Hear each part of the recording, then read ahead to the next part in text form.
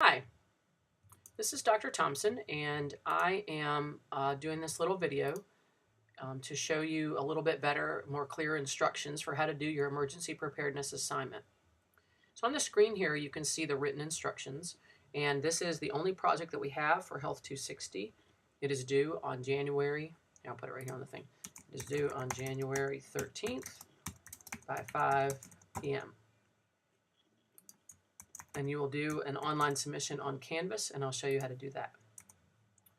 So the project is basically two parts. The first is, part one is to get informed. And the objective there is to describe the hazards and emergencies for which you must be prepared at home and or in your community. And I'll go over what the instructions are for that. And then part two is to develop an emergency action plan. So the overall objective of this assignment is to put into play a plan that you and your family can actually use. That's why I said put into play in case of an emergency. So in case of a hurricane, in case of some sort of a mass chemical problem that might happen, say, in a terrorist attack, in which communications are compromised and you cannot maybe even stay in your own home. So you want to talk about what sorts of emergencies we'll describe up here in part one, and then in part two exactly how we're going to get prepared for that. Okay, and then the format is worth 10 points as well. Okay, so let's look at this a little more closely. In the Get Informed, and you're going to do this actually, let's do this. Look at the outline, the format first. This document should be an outline or bulleted list format. It should be user-friendly in terms of being organized, easy to read, and ready to use. Please do not write in paragraph form. This is an outline or bulleted type assignment. So the first part of the assignment, again, is the Get Informed. And what you'll do is describe 3 common hazards or emergencies that may occur at your home or in your hometown. These can be either man-made or natural. And the emergencies that you'd want to be prepared for, those are described on the Virginia Department of Emergency Management website, and we'll go to there in a second. So then number 2, for each hazard or emergency you describe, list the safety measures and the safety concerns for that specific hazard or emergency. So if you listed earthquake, what are the safety measures that should be taken to prepare for an earthquake? And what are the main safety concerns during and after an earthquake? You might find that for some of these emergencies, there will be a great deal of overlap in terms of the things you have to be careful of afterwards, and even in the things you have to do to be prepared for it.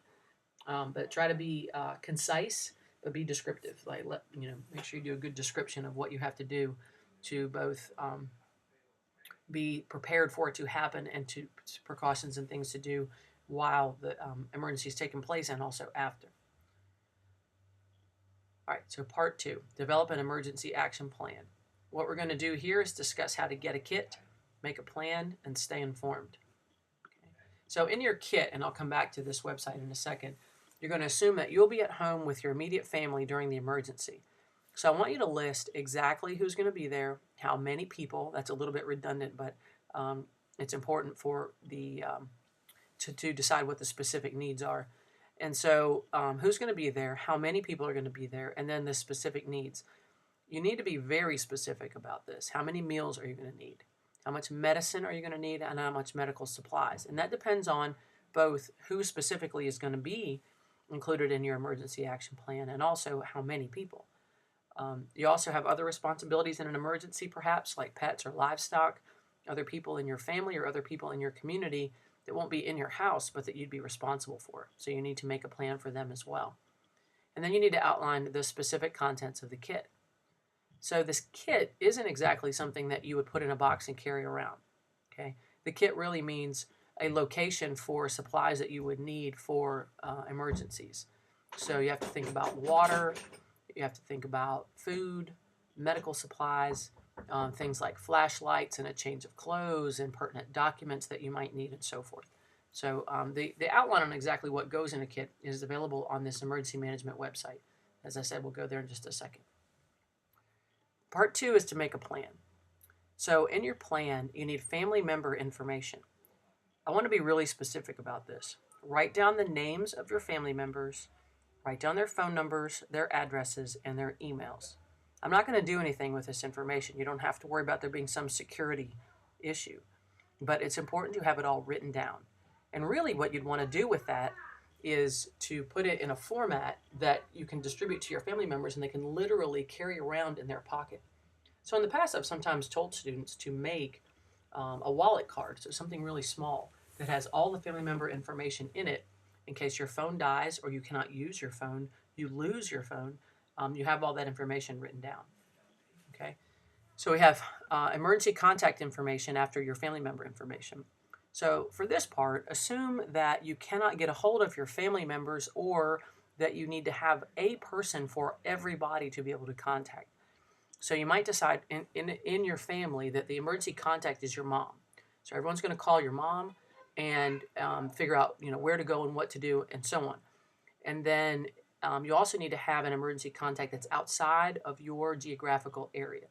So if you live in Virginia Beach, you need a contact that's outside of the state of Virginia, maybe even outside of the East Coast in case the emergency affects the whole East Coast.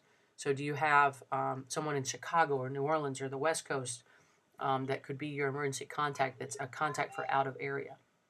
And I'll tell you why this is important. During Hurricane Katrina, I had a lot of family in the New Orleans area that was affected directly by the hurricane. And my mom lives in Virginia, and her two sisters, one of them was in the city of New Orleans and one is about an hour away. There's devastation all around them, and the communication was very much hampered. They could both call my mom, but they could not call each other, and my mom couldn't call them. But she was the emergency contact that was out of area that could help them coordinate themselves. So this is the type of thing that I'm talking about. Procedures in case of an emergency, you want to outline this very clearly for everybody who's involved in your emergency action plan. Where are you going to go in case of an emergency? Who are you going to call? And how are you going to communicate with them? That, again, is a little bit redundant because for the most part, you're going to try to make phone calls to people. But you do need to set specifically where you're going to meet. So if you can't go home, let's say that your neighborhood is affected in Virginia Beach, for example, where is a gathering spot, assuming that you have no other communication, where is a gathering spot where everyone would know to meet? Okay, so consider that. And then in the stay informed, what sources of information will you use? How will you get essential emergency information? And what equipment do you need to get the information? So that's that part 3. Okay. So a lot of this is outlined on the Virginia Department of Emergency Management website.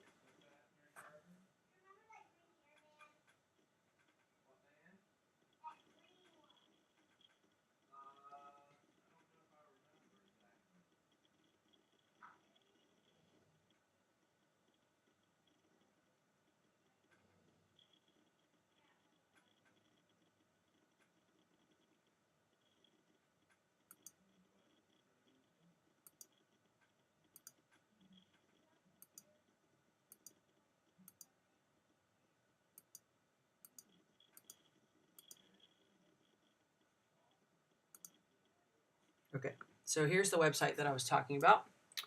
And let's go ahead and view this into full screen. Dun, dun, dun. And we have this thing in Virginia called ReadyVirginia. And literally here are the 3 things, and this looks familiar. It's very similar to what your instructions are. And so if you look over here on the left-hand side, make a plan, get a kit, and stay informed.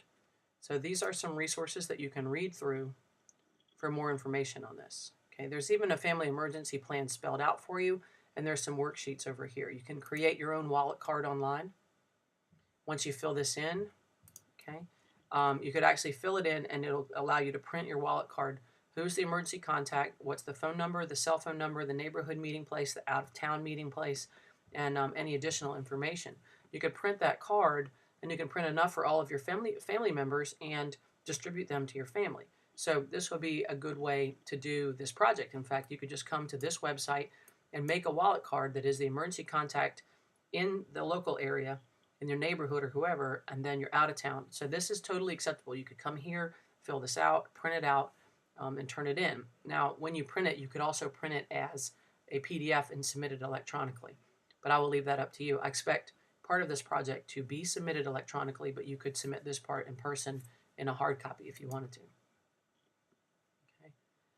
All right, so read through this website for more information about how to develop these types of plans.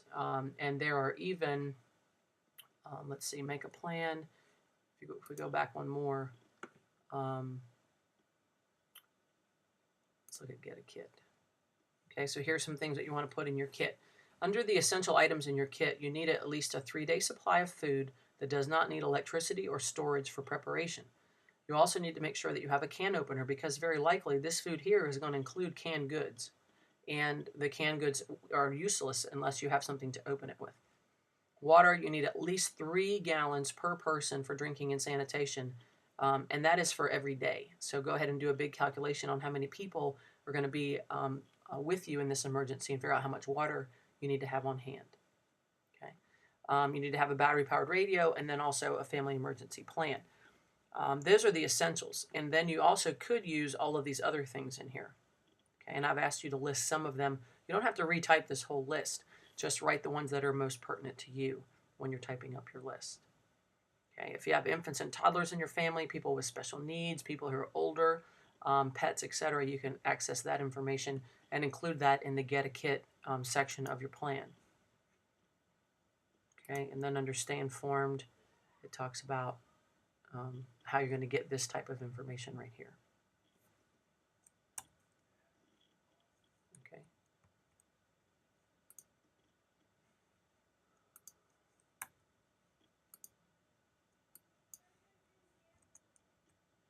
All right, so again, here is our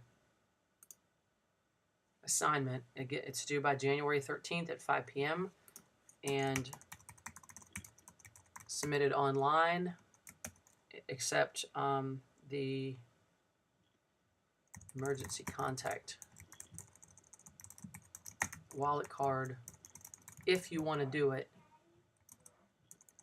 can be submitted in hard copy, and you would put that in the folder outside my door to Willett 104J.